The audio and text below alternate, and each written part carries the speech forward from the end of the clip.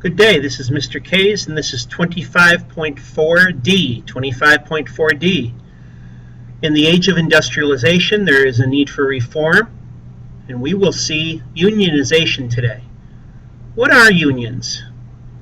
Unions are voluntary associations of workers. Workers join together in voluntary associations. Workers join together in voluntary associations. You choose to join a union to help fight for better working conditions and wages. All right.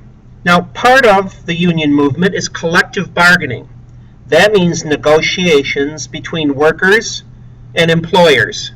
Between workers and employers. If workers don't get what they want, sometimes they go on strike. That just means a refusal to work. A refusal to work. Now, several government acts were passed in Britain recognizing the rights of unions to exist. They were passed in Britain recognizing the rights of unions to exist. And these acts eventually made life better for working people. They were passed in Britain recognizing the rights of unions to exist, and they made life better for working people. That's a good thing. Some examples of reform laws in England. Several, important reform laws were passed in England in the 1800s. Reform laws were passed by England in the 1800s.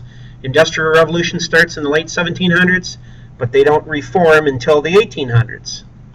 Some of the important ones were the Factory Act of 1833.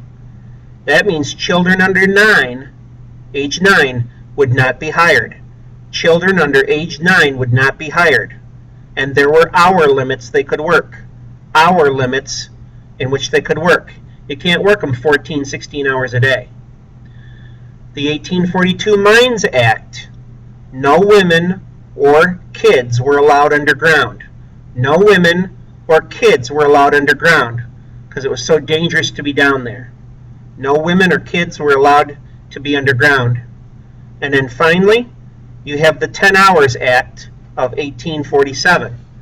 There were 10-hour limits for women and children in the workplace. 10-hour limits for women and kids in the workplace.